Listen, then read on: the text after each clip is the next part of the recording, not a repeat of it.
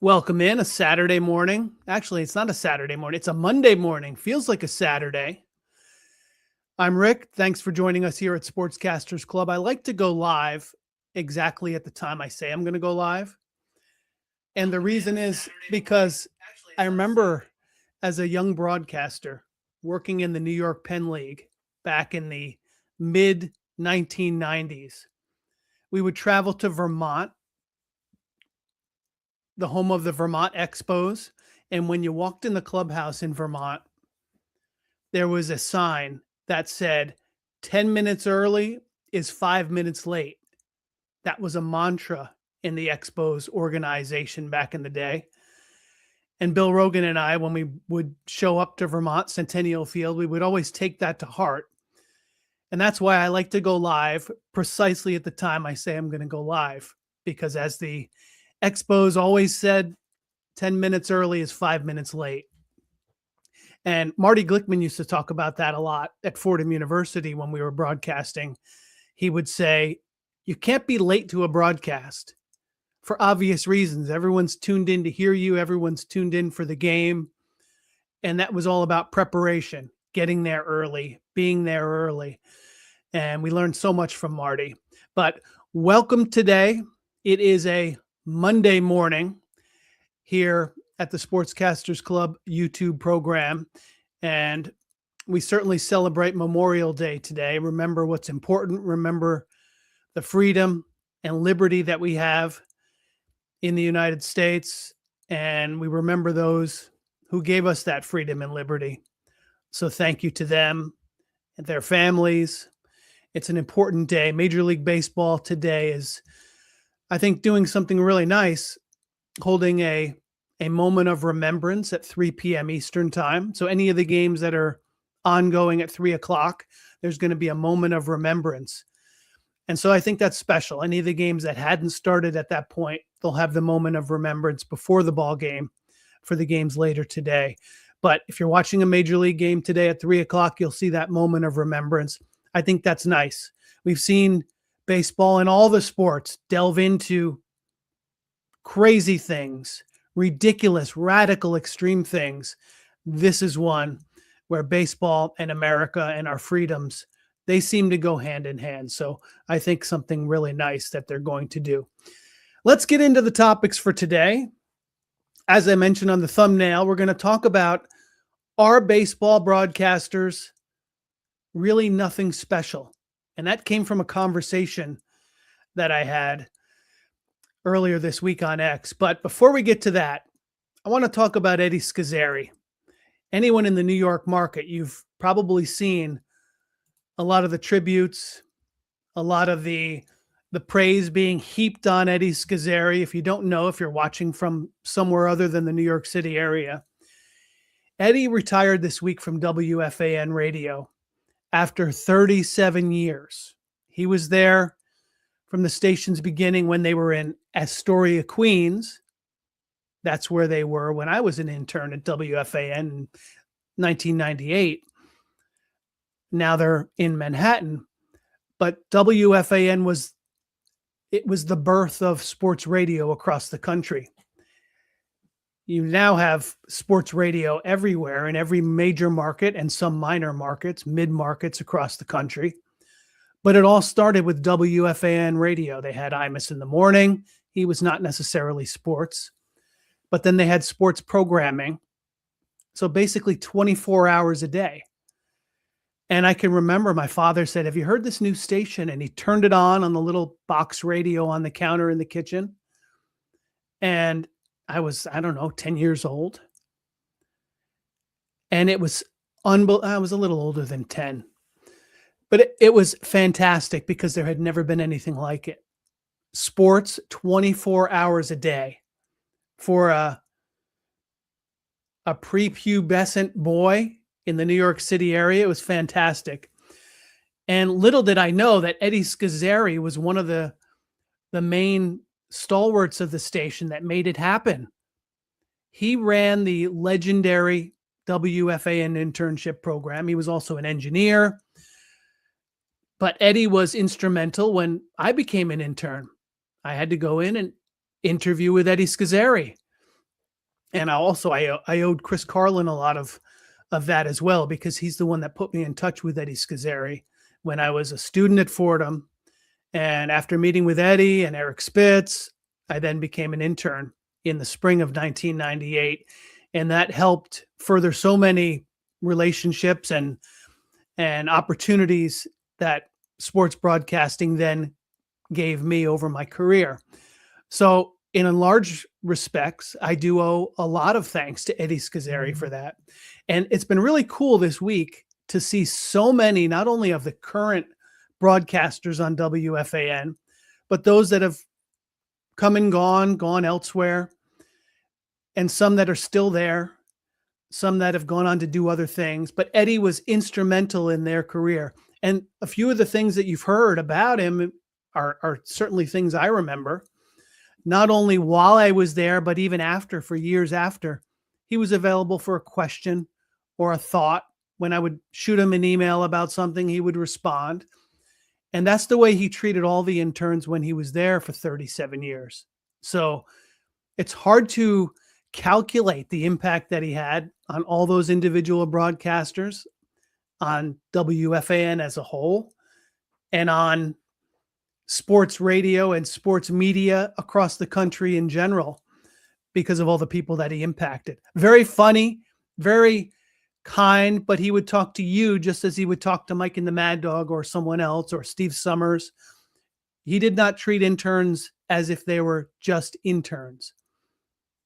And I think that was something that all the interns could appreciate, because you felt a little, at least I did, felt a little intimidated when I would walk in and walk down the hallway and see Don Imus, or then have Chris Russo and Mike Francesa. Sometimes it was a little intimidating, especially at the beginning before you knew them and they got to know you. But Eddie always gave the interns clear rules. Here's what you're here to do. Here's what you're here to learn. And then welcoming you into the WFAN family. That was one thing they said in May of 1998, my final day as an intern there. They said, you're always part of this WFAN family. And that was really great to hear. So WFAN's been around for 39 years. Eddie Scozzare, 37 years at the station. And all of the tributes that he's gotten this week, fantastic and well-deserved. So I just had to touch on that before we got to our main topic today. And the main topic today is, are sports broadcasters really nothing special? And this came from an X conversation I was part of, and you can read it here yourself. I was going back and forth, saw some comments on X, and this guy, Joe, said the issue now is that regular fans have access to the same information. Sports broadcasters and analysts are nothing special. So he's saying, because we all have the same information, the sports broadcasters you now see are nothing special. So let's touch on that. I responded to him, and I think in some respects he's correct, because of the democratization of information and the internet. Fans have so much more access. And my response to him was that, yes, sports broadcasters are no longer the gatekeeper, which is great. They're no longer the gatekeeper. And by the way, if you have any questions or comments, leave them down below. And if it's appropriate, I'll read it here on the air. But I think it's great that fans now have access to a lot of this information. But the second part of my comment to him was that just having the knowledge and the information is certainly not enough. Just having the ability to memorize facts and figures and know who won the 1938 World Series, that's all important and part of it. But the communication skills, I think, are the part, number one, you can work on, and the part that's even more important, because you can have all the knowledge in the world. And we all know those people. We've come across those people who are encyclopedias of sports knowledge. They can remember facts and figures. But then if you try to have a conversation with them, they look down, they cower in the corner, they can't hold eye contact. And we know there's a lot of people like that, not only in life, but sports for sure. So my point that I make, and I've made to sports broadcasting students for eons is that the knowledge is one thing, the communication skills are a completely separate bunch of skills, and that's what you can learn. So I think I agree with half of this comment where Joe said sports broadcasters and analysts are nothing special, but I think only half, because I think it's also the communication skills. I also liked what the follow-up comment was from Baseball Cards here. He said they don't know how to ask questions. On that, in many respects, I agree. They set up a question with a 30-second story and then ask for feelings. And he goes on to say that the millennial ESPN approach to sports today, first pushed by Olympics coverage at ABC, they want to create a story, a narrative, and make it about the people playing the game instead of the game. Well, I think there's a lot of truth to that, where broadcasters want to make it more of a soap opera. They want to make it more of, they want to draw out emotions and feelings and attitude. And when you're tuning in for a game, that does detract from the game. Sports talk radio like WFAN we were talking about before, that's different, because with that, you do need attitude. You do need opinion. That's what people are tuned in to hear, the passion, the opinion, the excitement of discussing topics. But if we're talking just play-by-play, like we are here in this comment by Baseball Cards, he's right. And he said here at the end, this is sports. I watched before the guy was here and I'll watch when he's gone. Bingo. If you're tuning into a game, you're there for the game. You're not there for the sportscaster. And I do agree with these gentlemen. I assume gentlemen. Joe's a gentleman, but I agree in large respect that they do try to make it more of a soap opera sometimes. And I've talked about the ESPNization of sports for a few decades with students wherever I was teaching. And I don't think it's always been a good thing, trying to make things about popular culture and attitude and emotion. Let people enjoy the game. I just read a post this morning on X about Richard Neer hosting this morning on WFAN Radio. And if you're from New York, you know what I mean. When I was a kid, Richard Neer was on weekend mornings and people thought he was boring. Now people are pining for the days of Richard Neer and people, broadcasters of his ilk, where they talk about sports and focus on sports and not all the other garbage, the popular culture stuff and the soap opera drama. He focuses on sports, hardcore nuts and bolts sports. And that's what, I'm not a boomer, but that's what sports fans of my generation like. And that's what attracted us to WFAN and sports radio and sports in general. So I agree with the comments that when you're tuned into a game, it should be about the game. It shouldn't be about the soap opera. And it's always frustrating when they have a prepackaged discussion about a player and then they send it down to the sideline reporter to talk about that prepackaged player when you could just have the color analyst say the same thing. So that's my thoughts on this one. There's a lot to agree with on that comment, and I thank them for the comment. If you have any comments, leave them here on YouTube or on X as well. This was another one that I liked from this week, a discussion I was part of. This gentleman, Ron, had a comment, and I agreed with him saying that people tune in for the excitement of the game, not for the broadcasters. And you can read what he said, but he said, I seem to remember how many times things like this meant so much, with the play-by-play announcer getting out of the way and letting the moment speak for itself. Bingo. Bingo. Get out of the way and let the moment speak for itself. That is the job of a play-by-play broadcaster. Thank you, Ron. Thank you. Get out of the way and let the moment speak for itself. And again, this is not talk radio or hear what we do on YouTube. I can talk about anything. I could talk about one of the games on behind me. I can talk about, as I did, WFAN. I can talk about any of those topics. But if I'm doing play-by-play of a game, you're tuning in for the game. And so I should get out of the way and let you enjoy the game. That's the whole point. Let you enjoy the game. And I love going back and forth with people on X because you can tell, like I said, I'm not a boomer. Get off my lawn anyway. But I'm a traditionalist where I'm the Marty Glickman school. I tune in for the broadcast. I don't tune in for the attitude. And much of young sports broadcasting now is about the attitude and about being the show and having a catchphrase and getting on SportsCenter and having a hot take. So this gentleman, Ron, he's right.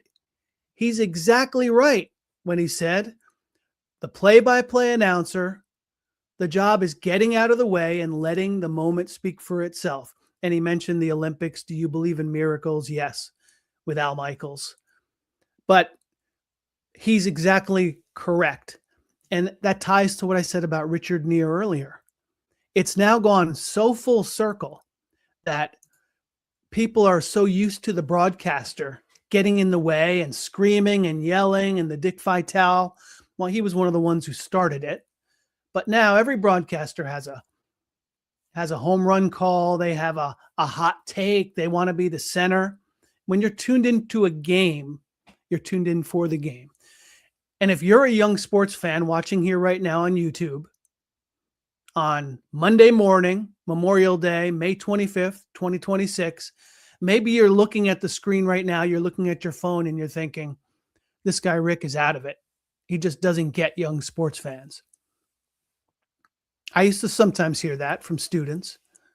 I'd be teaching a class at Fordham or at Marist College, and the young students would say, we like the attitude and the excitement.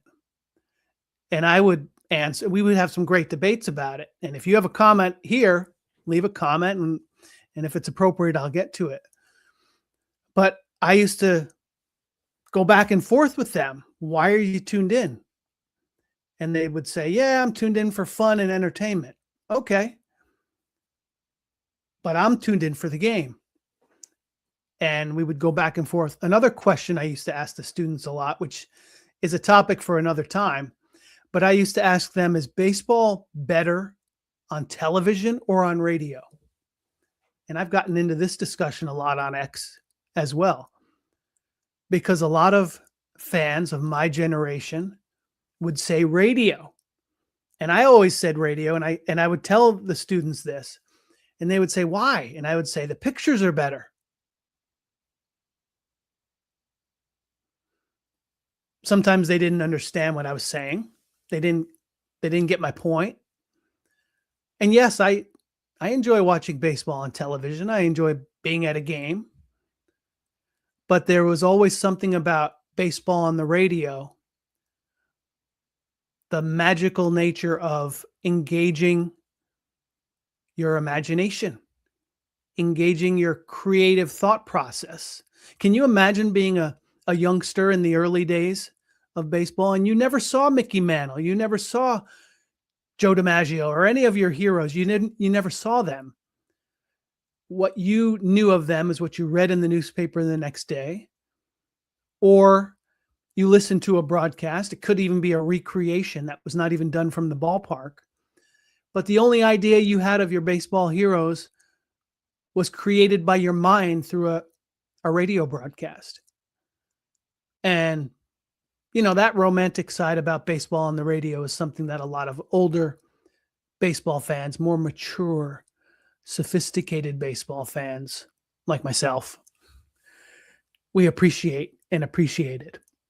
So that's just one way of thinking about it. It's my way of thinking about it. Doesn't have to be the right way, but I would get into that conversation with students, and it was always a lot of fun.